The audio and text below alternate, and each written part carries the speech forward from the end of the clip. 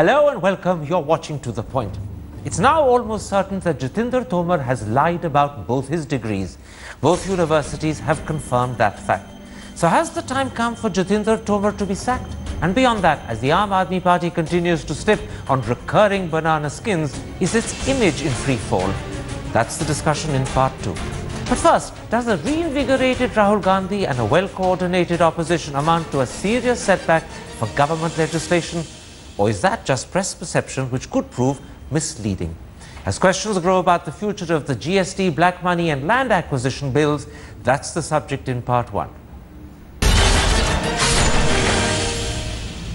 And joining me now to talk about the future of government legislation is BJP spokesperson Nalin Kohli, Congress MP and spokesperson Abhishek Singhvi, BJD MP Pinaki Mishra, Shiromani Akali Dal MP and BJP ally Naresh Gujral, and the executive editor of Headlines Today, Javed Ansari. Javed Ansari, let me start with the simple question that in a sense frames tonight's discussion.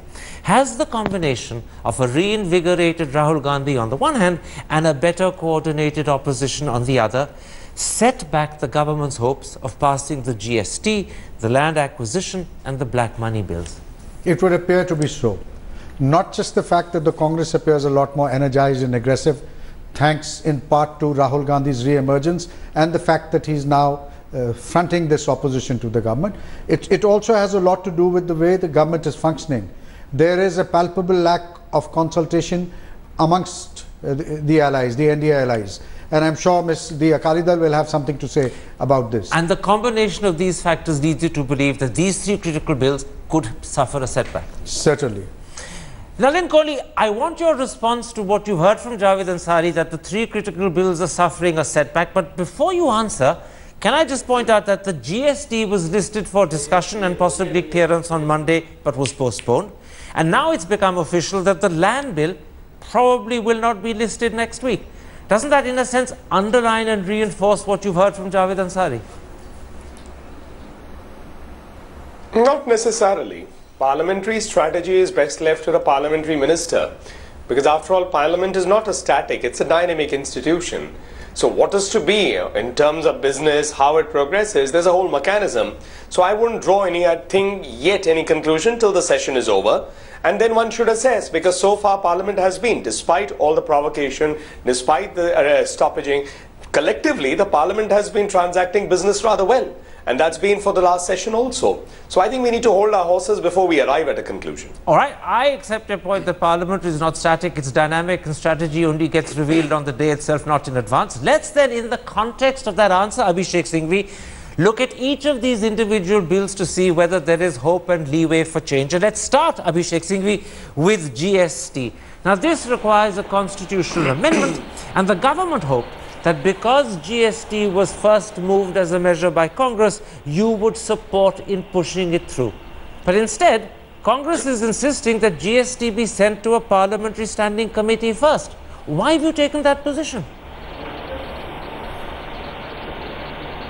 Karan, it is certainly true that our opposition, and I'm getting an echo, Karan, by the way, opposition to the land bill is a very different kind of opposition because it is fundamental and principled. No, I'm talking about GST. Stick to GST for now. That's what I'm saying. On the GST, I am talking of GST, I'm making a contrast, Karan. The GST matter, we are opposed to the fact that changes have been made which are not in tune either with the 2013 Standing Committee report, which has made certain specific recommendations, and with a few other issues. They are relatively much smaller, and if they are addressed, either ironed out and agreed or addressed in a meaningful manner, there could be progress forward. But certainly, we are not giving a blank check on the GST, because between the 2011 version, the 2013 committee version, and the 2014, there are differences. Does it then follow from your answer that you're not insisting on a parliamentary standing committee, that if your small problems, as you characterize them, are sorted out, then a standing committee route could be avoided? Does that follow? No, that's not what I'm saying. I'm saying the standing committee would in fact iron out those differences. It's the best place to do it. Because it's not only us. several states are concerned as well, several regional parties are concerned. All right. So rather than discuss it in, a lot of halla-gulla in parliament session, we do it in this committee. That's the whole point. Pinaki Mishra, the government was also hoping for support on the GST bill from the Biju Janata Dal, which is your party, but you too seem to believe that in fact the bill must first go through a standing committee. Does that mean that at the end of the day it looks very difficult for GST to be passed in this session? Karan, we haven't said so in so many words yet. All we've said is that we have some concerns. Our finance minister met the union finance minister when the meeting was recently held under the auspices of the central government. And we've pointed out that there are one or two issues which need ironing out. Principal issue being the issue of the green tax, because we are a state that gets very heavily polluted. And therefore, there should be some mechanism under the GST provision now to compensate us. And I think that's part of what is on the anvil. Can I interrupt? When you say you haven't formally said that you want the GST to go to a parliamentary standing committee, are you saying that you have room for leeway? That if your issue, like the green tax, can be sorted out in some other manner, then you will not insist on the parliamentary standing committee? Yeah, Chief Minister Naveen Patnaik ji was in Delhi. He met Mr. Arun Jaitley. They've had some very fruitful conversations. He's also, I think, spoken to some other ministers as well on coal, etc., which are not, of course, to do with GST. No, stick to GST because it's so important. Solutions. Stick to GST. Are you saying to me that a parliamentary standing committee can be avoided? There is leeway. That's all I can say. There is leeway. Now, Naresh Gujral, I want to stick to GST for a while. Theoretically, if the BJD and the AIADMK insist on a parliamentary standing committee, then the situation that emerges is that the majority in the Rajya Sabha will insist on a standing committee. In those circumstances, what do you think the government should do? A, gracefully give in, B, resist, or C, try and use the sort of leeway Pankaj has just been talking about to influence and persuade parties like the BJD and the AIDMK, which it did very successfully in the case of the Trinamool. Of those three options, which would you suggest? Karan, if the numbers are stacked against the government, there is nothing that they can do.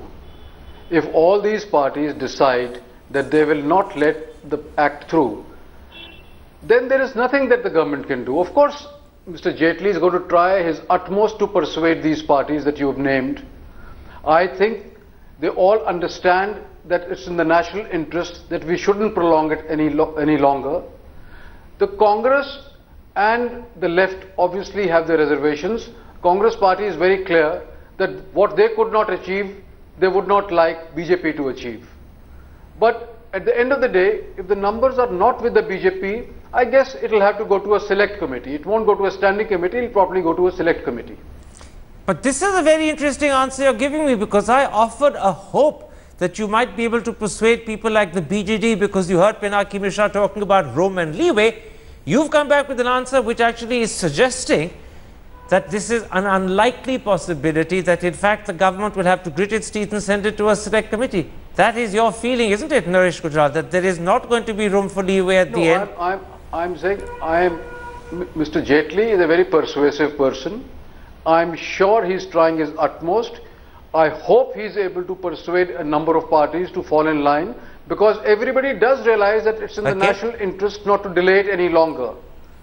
But I can't commit for sure. Absolutely, that's the critical last words. He can't commit for sure, and yet he is in fact a critical ally of the BJP. Let me put this to you, Javed Ansari. Will the failure to pass GST this session, because that is what could emerge if it goes to a select committee, mean that GST can't be rolled out in April 2016? And if the answer to that is yes, is it a big setback to the government's reform agenda? Certainly, there is a strong possibility that it may not happen in time, and if that indeed does happen, then the government's image will take a huge setback, because the USP of this government, and this is what they've been trying to hard sell, is that this is a government that can get things done. Now, if this government cannot get key substantive legislation passed, then that image is going to suffer a huge setback. Nalin Kohli, let me put it like this. We're still talking about GST, we're still talking about what chances it has in the Rajya Sabha. Even if you add to the 60 odd that the NDA has, the support that you're getting from Trinamool, you still end up with just 73 votes in the Rajya Sabha, and you need 163 for a 2/3 majority. It seems that's practically impossible in the present circumstances. So do you also accept that although you can't be certain, it looks as if you're not going to pass GST in this session? No, let me say a few things. First of all, I'll begin with a few quotes that Mr. Jaitley uses often. One is, politics is the art of the possible. And another one he uses is, politics is much more than just sheer numbers and mathematics, it's also chemistry. So I think we are really undermining a few things. One is that GST is a national bill. It's not a BJP bill. It's a bill on which there has to be consensus because it's after all going to require a constitutional amendment. Second is, the stakeholders are all the states. It's not a stakeholder one or the other. That there has been movement over the last 10 months is also documented. Okay. That there have been certain differences that have been narrowed and ironed out, that is also documented. That there may be scope for further discussion, why not? Okay. That is the very nature of anything that happens in Parliament till it is passed. And even when it is passed, there could be changes because that's the dynamic institution that the parliamentary process is. So I don't look at it as a black or a white, that it's a failure or this. This is completely hypothetical. It could be discussed in that manner, but that it would necessarily be so, I don't agree with it. All right, you're a very persuasive spokesperson, and I have to say that's a good answer from your perspective. Let me say just one other thing. It's another one of those cliches that you delight in. If wishes were horses, beggars would ride. But I don't see them becoming equestrian performers in the near future. Let's come, Abhishek Singhvi. But these are not about, it's not about that sport. Let's come, Abhishek Singhvi, to the land bill. The government can easily pass the land bill in the Lok Sabha. It's got the numbers. But if the 14 opposition parties who marched with you to the Rashtrapati Bhavan stay united, would you accept that the land bill is blocked in the Rajya Sabha, at least for now? 100%. And that opposition, Karan, is not only in the entire UPA, several regional parties, but in parts of the NDA itself.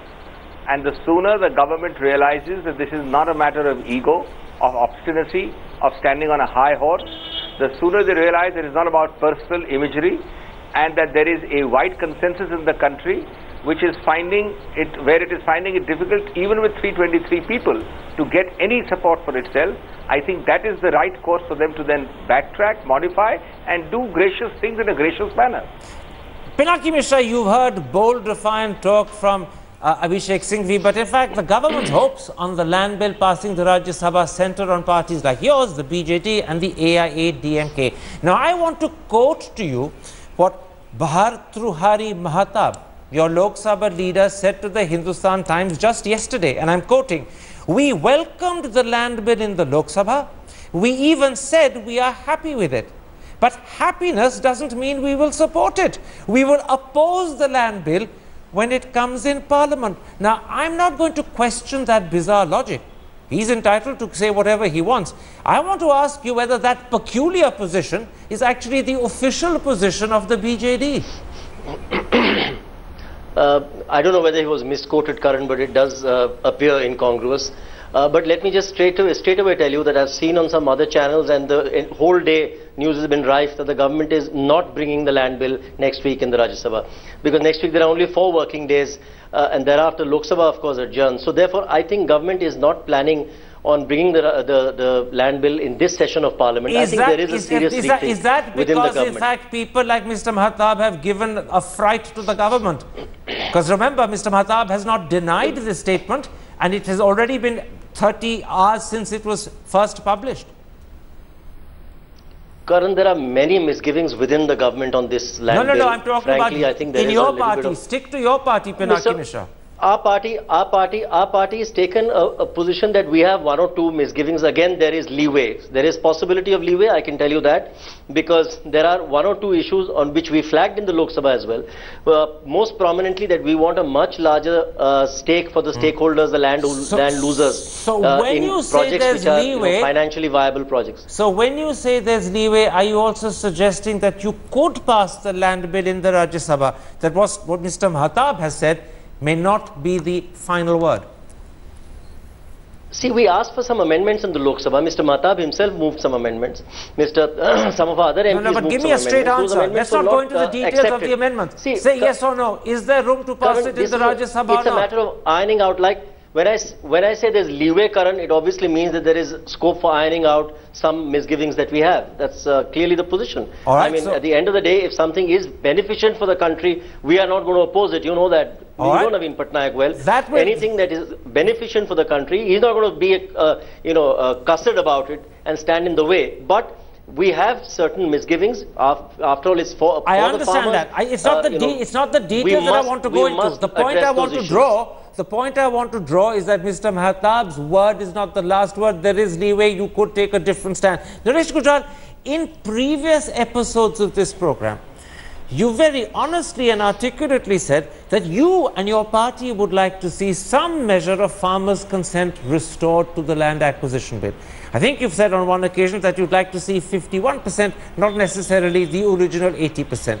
However, the BJP is adamantly opposed even to 51%.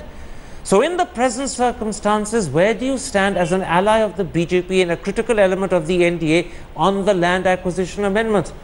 Will you give in and accept a complete scrapping of the consent clause, or are you insisting on at least 51%? Karan, we have succeeded in one thing. We have persuaded the government that the State Act will prevail over the Central Act if the State so wishes. And we are very clear in Punjab that we have a system there that we take the consent of the farmer, we give him more than the market price. The market price is determined by the local member of parliament, the local MLA, irrespective of party affiliations, the deputy commissioner and the panchayat along with the farmer. And then over and above that, the farmer is given 30% dislocation allowance. So we've had no problem. Can I interrupt?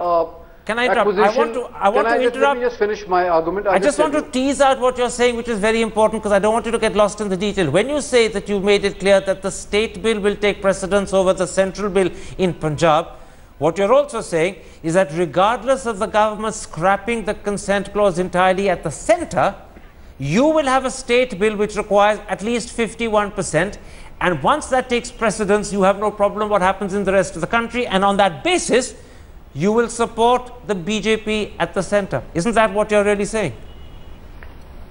We believe that is important, that the farmer must give his consent. At least it should be 51%, if not 80%, as it is in the bill right now, or in the act right now. Okay. What we really need to do is also ensure that the farmer gets fair compensation, and it should be timely compensation. Absolutely. But the fair compensation isn't changed by Mr. Jaitley and the amendments he proposes. Now, we have a very interesting situation on the land bill. It began with Abhishek Singhvi saying that he believes the land bill simply will not pass in the Rajya Sabha. But there's an amount of leeway suggested first by Pinaki Mishra, provided their concerns are taken care of, and he's therefore qualified what Mr. Mahtab told the Hindustan Times. And now you heard from Naresh Gujral that actually the problems the SED had have been effectively sorted out by this agreement, that the state bill will take precedence over the central bill. And as long as the state bill in Punjab has an element of consent written in, they are quite happy to vote with the BJP in the centre. Now, in these circumstances, do you think there's a possibility the land acquisition could go through the Rajya Sabha? The only way that the land acquisition will see light of day is through a joint session. One is an element, Mr. Gujral is Can I interrupt you? Why do you think the leeway Pinaki Mishra is suggesting and the answer that you got from Naresh Gujral doesn't create a possibility for it to go through the Rajya Sabha? Because Mr. Gujral is an ally, they factored it in. Mr. Pinaki Mishra's party sits on the fence, leaning towards the BJP, more friendlier to the BJP than to the Congress. Even if these two parties support them, the bill will still not go through. There's a lot of pressure, especially from the heartland. and BSP can't be won over? I doubt it. Even if individual leaders want to support the bill, there's so much of pressure from the ground, it will be very difficult. Unless there's a joint session, this bill will not be passed. In which case, Nalin Kohli, if what you're hearing from Javed Ansari turns out to be the case, and I have no reason to doubt it, do you accept that you're going to have to push the land bill all the way to a joint sitting for it to pass? And secondly, that joint sitting may not be possible for many months if the Rajya Sabha sits on the land bill and doesn't quickly reject it. Those are the two problems you have to contend with. Well, whatever happens will be as per the constitutional process. Now, whether that is to be A or B or C, that can only be done as the Constitution has provided. And the government has kept its options therefore open. In any case, no bill is going to be passed in a non-constitutional manner. Mr. Kohli, it's so not the situation constitutionality that I'm questioning. It's the delay that is implicit in the way it happens that I'm drawing your attention to. And what I'm saying is that if it has to go to a joint session, the passage could be delayed by several months. Well, I see, from another perspective, Mr. Thapar, a lot is happening. It is not that a lot is not happening. For 10 months, this is an action-packed tenure. So therefore, to look at a delay, as you would call it, of say 2 months, hypothetically speaking, because we are not certain of it yet, therefore that could be a delay from a very short perspective compared to the kind of delays we've seen over the last decade. Almost like, waking up once in 6 years in some cases. Okay. That's certainly a different history, and that's a different progress track. With regard to the advice that Mr. Singhvi was professing, perhaps a counter viewpoint could be that, politics could be much more than just mere rhetoric, and it could also be about delivery, only instead of platitudes and promises. So I think we would like to work on that track. I love politicians and their time frame. Sometimes they say a week is a long time in politics. Sometimes they say a delay of 2 months is not much of a delay at all. I give you great credit, Mr. Kohli. You're a master with the If your government is not surviving, even 10 hours would be a lot of time. I'm complimenting you, Mr. Kohli. You're a master with the spin. Abhishek Singhvi, let's come then to the third of these critical bills that are waiting in Parliament to get passed. And I'm talking about the black money bill. Now that the Speaker has deemed this a money bill, it does not need to be cleared by the Rajya Sabha, and the BJP has more than enough numbers on its own in the Lok Sabha to pass it. So will you accept that the money bill is a certainty for this session? Well, I think you are broadly right in what you say on this third bill. Why Karan. Broadly? This is really the prerogative and discretionary and discretion of the government. They will have to decide when and if to introduce it. But since it's a money bill and there is a particular clause in the Constitution that the Speaker's ruling that it is a money bill is conclusive. And therefore, once that is so declared, I don't see any reason why the number of 323 cannot pass it, except that there are a lot of misgivings within individual members of Parliament and parties about individual clauses of the broad draft. As long as those misgivings don't exist within the BJP legislature party, they don't matter. No, I'm talking about within the NDA. I'm saying within the NDA because obviously these are clauses. You are making things. But the BJP has 282 on its own. It can pass it without even its NDA allies. That's the point I'm making. Well, no, I don't think anybody in his right senses, and I think BJP still possesses that much of right senses, would want to pass it with an NDA opposition. But okay, anyway, except that this NDA opposition is a bit mythical rather than real. Let's leave that aside. Let me come to Naresh Gujral, who in a sense could be the NDA opposition that you're hinting or suggesting. Naresh Gujral, two quick questions, give me short answers. First of all, is Abhishek Singhvi right in saying that there is misgivings within the NDA about the clauses of the black money bill that could perhaps lead to some people in the NDA opposing it? A quick answer to that first. Karan, this bill will just sail through. Nobody has the courage to oppose it because anybody who opposes it is seen to be pro-black money. Okay, so no party has the courage to oppose. That's a convincing answer. Yes, I'll stop you there. Yes, I want to come to my second question. You're giving me a clear and convincing answer to the first. There are clauses in it which are worrisome. There are clauses in it which are worrisome.